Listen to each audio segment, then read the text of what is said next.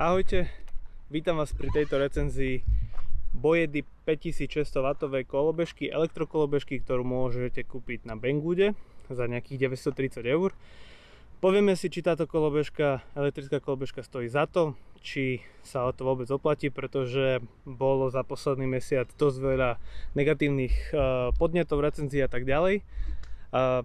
Budem sa vám snažiť v týchto minútach povedať, či táto kolobežka, ako sa mi s ňou jazdí, aké vlastnosti má a tak ďalej a tak ďalej. Mám približne nejakých 400 km práve na tejto kolobežke nabahaných, takže myslím si, že je to čas, ktorý sa dá celkom dobre zhodnotiť. Tak sleduj tejto ďalšie minúty od unboxingu, testovačky až po nejaké to záverečné porozprávanie o tom a zhrnutie, či áno alebo nie. Tak čaute.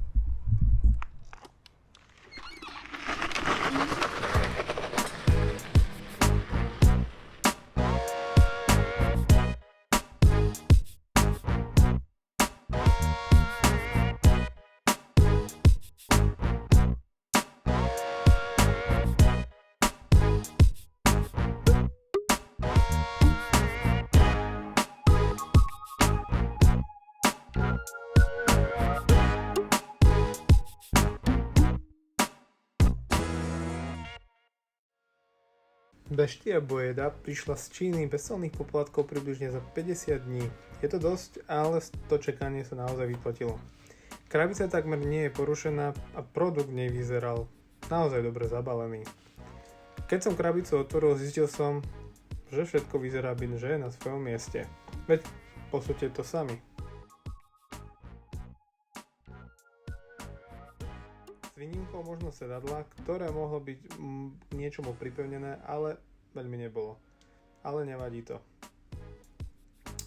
Prišlo to bez nejakého viditeľného poškodenia, pekne ešte zafoliované. Čo však bolo ale sranda, je vyťahovať túto 40 kg beštiu z krabice. Dalo to celkom zabrať. V krabici už teda nič neostalo a všetko príslušenstvo sme mohli nájsť zafoliované na dekli. Čo je však škoda je to, že výrobok neobsahuje žiaden manuál, jedine tak nabíjačky, aj to iba čínsky. Takže toto označenie, ktoré je tuto, by malo byť práve to, ktoré potrebujeme, aby to bolo funkčné. Inak to nabíjačka pôsobí strašne lacne. Dúfajme, že to bude fungovať tak, ako má čínska koncovka. Som zvedavý, či pribali k tomu aj európsky adaptér. Ale tieto sú hodne na hovno. Teda neodporúčam ich používať. Skladanie tejto kolobežky trvalo niekoľko minút a najdôležitejšie bolo všetko poriadne utiahnuť, tak aby sa to potom nevypomstilo. Takže poďme teda skúsiť to nabíjanie. Takže najprv teda skúsme jednu. Tento pol by mal byť na vrchu pri spodnom. Fixneme to.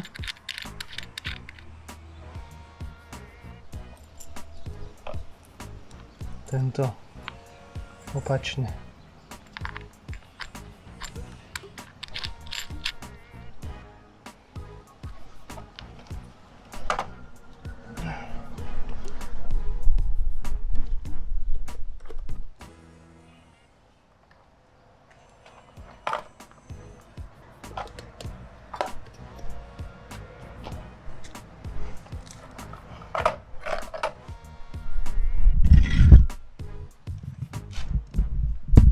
Takže obe sa nabíjajú, môže vidieť, že to svieti na červeno, nič sa nedieje, nič nehorí, snáď bude všetko v poriadku.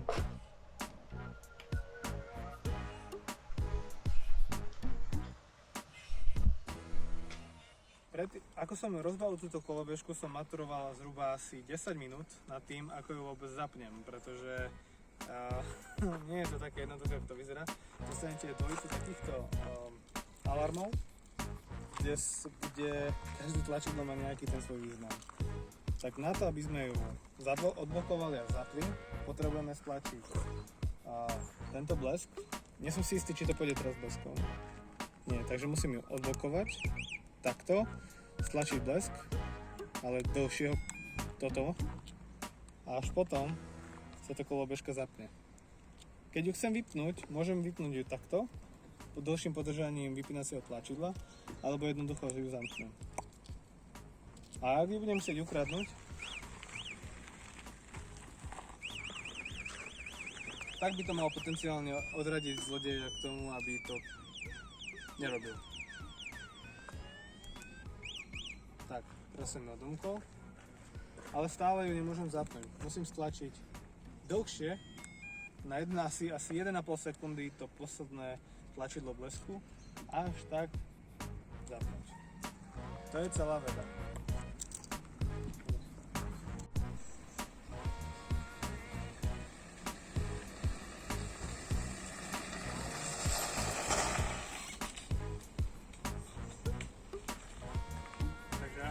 Kolobežka Boyda 5600W je, tak má to strašne silný motor.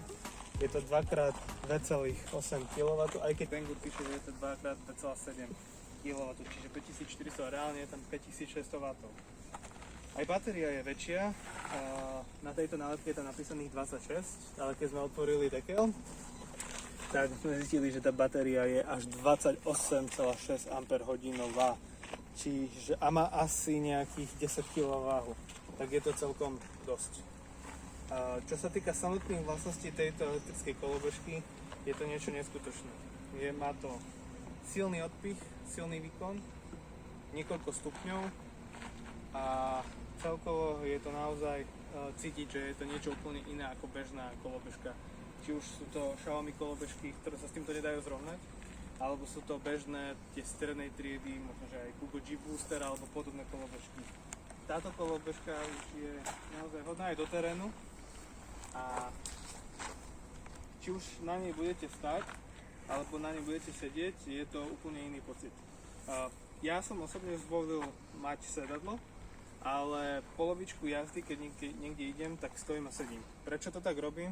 To je z toho dôvodu, že pre mňa je lepšie, keď som na križovatke, keď si môžem sadnúť a v kľude sa odpichnúť a potom sa postaviť, keď idem na nejakú dlhšej cyklotrase.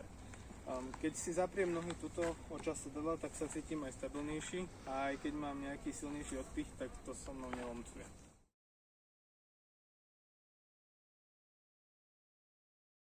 Čo je potrebné na tejto kolobežke upraviť ešte pred prvou jazdou? Možno, že ste zachytili informáciu, že táto kolobežka mala nejaké problémy s nabíjačkami. Prvých približne 13-15 kusov, ktoré Banggood poslal do sveta, mali vadné nabíjačky, boli prepolované plusko namiesto minusky a opačne. To znamenalo to, že ak to človek dal do nabíjania, tak začala nabíjačka horieť, dymiť. A pravdepodobne aj nejaká kabla vo vnútri dostala zabrať. Tak, táto moja Boyda došla úplne v pohode, s normálnymi, už lepšími improvnutými nabíjačkami. Majú aj trošičku iné označenie, ale stále prichádzajú s čínskou nabíjačkou a Banggood k tomu posiela, alebo výrobca k tomu posiela európsky adapter, ktorý ale stojí za hovno. Odporúčam vyhodiť, kúpiť na nejakom e-shope slovenskom niečo lepšie, alebo ak máte doma nejaké rezervné. Pak na to, aký to má odber, potrebuje to mať 100% prívod. Myslím si, že to potom aj v kolobežkách aj váš dom ocení. Čo sa týka nejakých vylepšení, ktoré som urobil už ja a ktoré odporúčam urobiť aj vám ešte predtým, než si prvýkrát sadnete za tú kolobežku, je ochraniť si tento tlmič, zadný tlmič takou gumenou vložkou alebo gumeným ochraním. Tí, ktorí majú krosku, tak to poznajú, že je to odtiaľ. Chráni to tlmič a je menšia pravdepodobnosť, že začne vrzgať alebo podobne. Hej. Keď vidie, že dostal v mojom prípade zabrať. Rovnako aj na prednej vidlici som urobil to isté. Sú tam SK-pásko stiahnuté oba časti tlmičov z jednej aj z druhej strany vidlice. Veľmi dôležitou úlohou pre vás bude všetky šroby, ktoré vidíte tuto, takto, ich vytiahnuť preč, dať tam zaisťovač alebo poisťovač šrobiek a dať ich naspäť. To je kvôli tomu, aby po určitom čase nezačali same vybiehávať tie šrobiky preč, aby ste ich jednak nestratili, ale jednak aby kolobežka zachovala svoje pevné vlastnosti. Veľmi dôležité bude dotiahnuť aj šrobik tu zo spodu. To je veľký bezávitový šrob a pod ním, úplne pod ním dole je asi osmičková matica, ktorú neuvidíte odtiaľto, ale ktorú treba dotiahnuť. Myslím, že ak sa nemýlim, tak je to na stiahovanie a sklápanie dole, aby sa to jednoduchšie sklápalo, tá poiska, ktorá je tuto, ale je to kolobežka, ktorú nebudete často sklápať. To znamená, že bude potrebné ju dotiahnuť predtým, aby sa vám potom tá kolobežka nekývala. Mne sa nekýve, pretože som práve dotiahol túto časť. Samozrejme, budete si potrebovať nastaviť aj pre vašu výšku aj riadenie.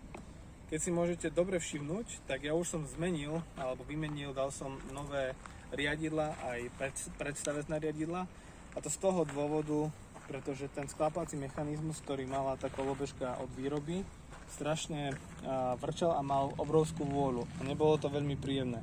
A po každej jazde sa mi vôbec nechcelo doťahovať nejakým tým imbusovým kľúčom, tak som sa rozhodol, že zatiaľ vyskúšame úplne najzákladnejšie riadidlá a drží sa mi to o mnoho lepšie.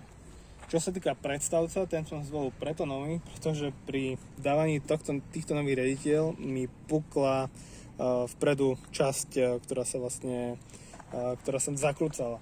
Čiže som musel zvoliť nový a toto je určite kvalitnejšie ako to, čo je od výroby. Takže odporúčam tiež to použiť. A toto má dĺžku nejakých 110 alebo 120 mm a myslím si, že je to lepšie, lebo aj keď človek sedí, tak má pocit, že nie je úplne tesne pri tom, ale že si vie zrovnať ruky a pôsobí to lepšie a aj ten pocit z jazdy je príjemnejší. A stojí je to tiež fajn. Tak ak to nepotrebujete skladať, tak odporúčam si to urobiť možno, že takto, ako to mám ja. Možno, že máte niekto iný nápad, tak budem rád, ak sa s ním podelíte, ako ste to vyriešili vy. Priemer týchto riadidiel je 62 mm, 620 mm, čiže 62 cm.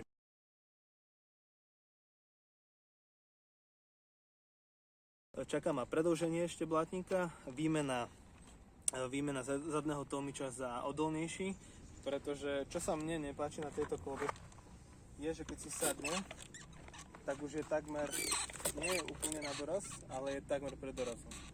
Ono je to síce fajn, keď človek prechádza menšie nerovnosti, ale nie je to dobré, keď človek potrebuje vo väčšej rýchlosti prejsť nejakú nerovnosť.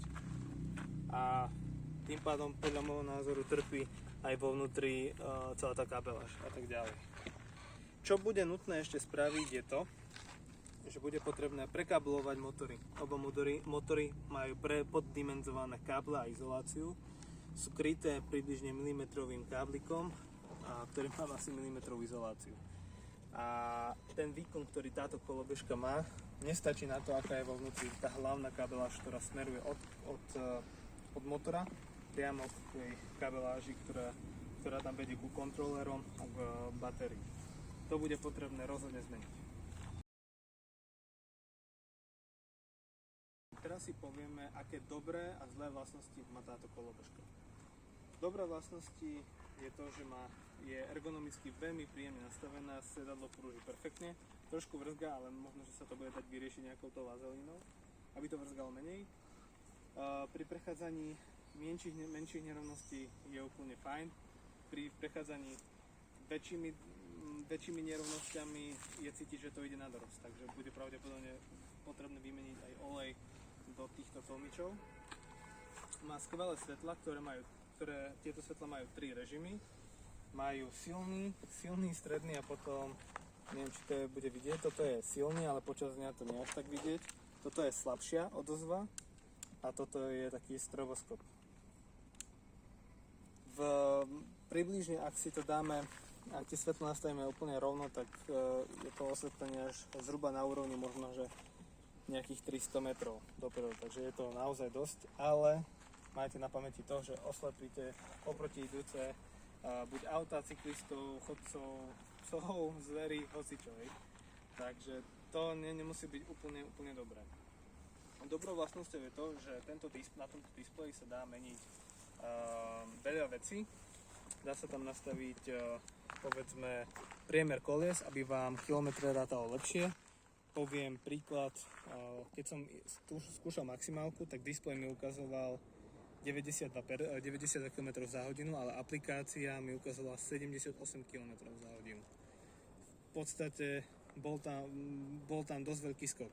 Keď som priemer kolies nastavil z 1,2 palca na 10,4, ako mi bolo odporúčané, tak sa to takmer na kilometr 2 presne zrátalo. Čiže prvý stupeň, alebo mod 1, ako je tuto, vám vie dať pri turbo režime rýchlosť 40 km za hodinu, pri eco režime 28, bez ohľadu na to, či máte single alebo dual. Dual vám urobí rýchlejšiu akceleráciu, ktorú, ak nikto nie je pripravený, môže ho to veľmi nepríjemne prekvapiť. Pri druhej rýchlosti máme turbo režim 58 km za hodinu, už po premeraní kilometrov. A tretí režim je to, ja som tam dal 78, a už som sa nejako extrémne neodvážal viac a neodporúčam testovať maximálku, pokiaľ máte poddimenzované káble. To je veľké riziko na to, že môžete odpiecť káble. Ako sa to stalo aj mne.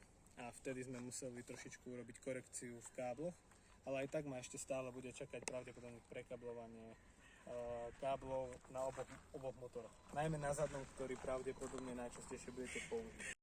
Výrobca uvádza, že táto kolobežka môže mať dojazd 110 až 130 km. Takže hovno zlatá rybko, 130 km to určite nebude.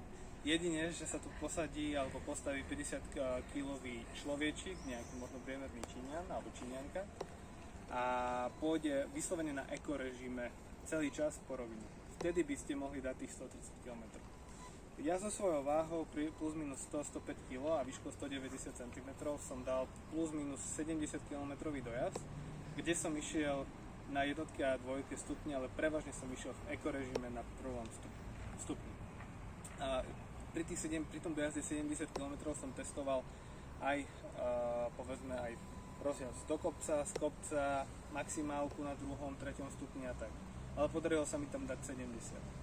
Ak sa ponáhľate a máte trošičku ten prst ťažší na tom plyne, tak budete mať ten dojazd možno že 60. Ak máte 80 kg, je pravdepodobné, že budete mať ten dojazd možno na úrovni 60-80. V mojom prípade je to skôr 50 až 70 km. V závislosti od toho, kam idem, ako sa ponáhľam a tak ďalej, tak ďalej. Ale rozhodne to vyjde v duálnom režime akýkoľvek kopec. Aj 40 stupňový kopec, pokiaľ si na to trúfate, to dá. Takže teraz si povedzme možno, že tie zlé vlastnosti, ktoré táto kolobežka má, respektíve vlastnosti, ktoré vadia mne. Prvou zlou vlastnosťou boli riadidlá, ktoré som musel zmeniť, pretože tá voľa bola veľmi nebezpečná a po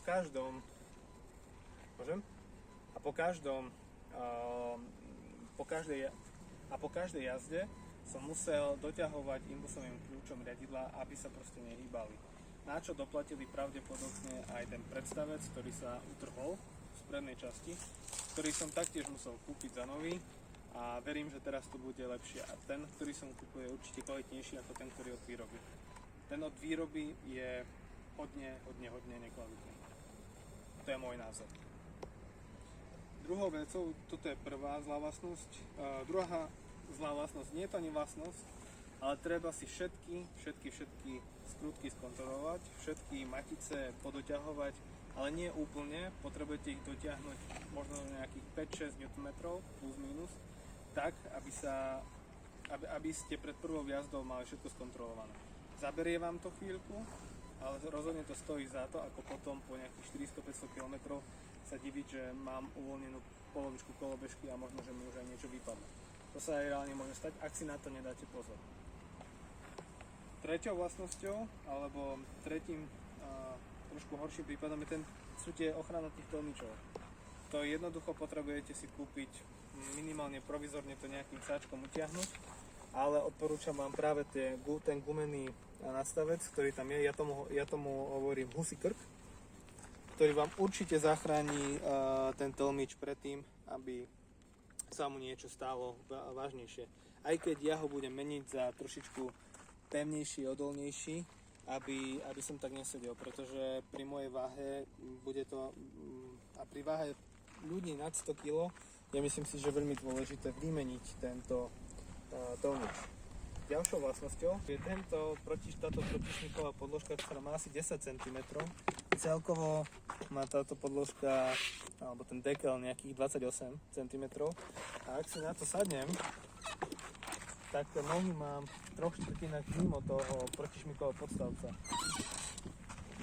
Trošku nechápem, prečo to takto výrobca urobil, pretože podobné konkurenčné kolobežky majú síce takýto v strede, ale majú aj takéto asi 2-3 cm pásy takmer po úplných okrajoch kolobežky a určite to bude stabilnejšie a pevnejšie, hlavne ak počas jazdy stojíte. Takže rozhodne sa oplatí, ak už máte na ceste túto kolobežku, rovno si objednať alebo kúpiť z K-Chope podobnú. Štvrtou vecou, ak si na to trúfate, je dobré otvoriť dekel, pozrieť sa na tú kabeláž, kontrolery vyťahnuť, gumenými nejakými podložkami ich utesniť, baterku ešte lepšie, takže drží to iba na 3 pásikoch z oboj strany lepiacej pásky, čiže je to málo. Bolo by dobre to izolovať viac a zatesniť ju viac, ale ak si trúfate alebo ak máte dobrého kamaráta elektrikára, bolo by fajn, ak sa necítite na prekáblovanie minimálne káblov od motora, tak ich všetky pekne odizolovať, hlavne tie hrubé, kde máte asi takú štvorcovú alebo obdĺžnikovú čokoládku, kde sa tie káble prepájajú navzájom. Môžete si kúpiť termoplatničky alebo termopásky, ktoré vám pomôžu odizolovať tú teplotu z tých kontrolerov a z tých káblov a lepšie odvádza to teplo, aby ste predišli tomu, že sa vám tie káble nejakým spôsobom spoja a stopia a prestane vám fungovať kolobežka. Stať sa to žiaľ môže, tá kabeláž je tam vyslovene nahodená, takže bolo by v tom dobre urobiť poriadok. A pokiaľ viem, pravdepodobne každá podobná kolobežka tejto, to má dosť podobné. Ale čo by človek chcel, keď kupuje kolobežku, kde je tretinová cena oproti povedzme Lamborghini medzi kolobežkami, a to je napríklad značka Dualtron, ktorá by takáto kolobežka stala približne 3,5 000 eur.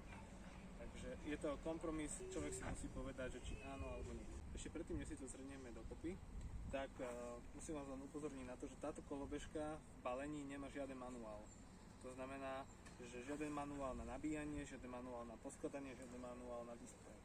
Takže práve aj preto je určená táto recenzia, aby ste možno že zistili, či chcete takúto kolobežku alebo nie, prípadne na čo si máte dať pozor, ako vôbec táto kolobežka štartuje, alebo čo s tým všetkým prináša mať takúto kolobežku. Aby sme to zhrnuli na záver, táto kolobežka Boyeda s 5600 W motorom je fakt dielo. Je to dielo, ale plné kompromisov. Budete musieť si tam urobiť viacero upgradeov vlastných na to, aby vám tá kolobežka vydržala čo najviac kilometrov. Tým, že máme ju tu na test, mohli sme vyskúšať všetky možné veci, alebo máme možnosť vyskúšať rôzne veci, ktoré vy nemusíte skúšať, pretože my vám povieme, že áno, toto nefunguje, toto nerob, pretože si dodrbeš motora tak.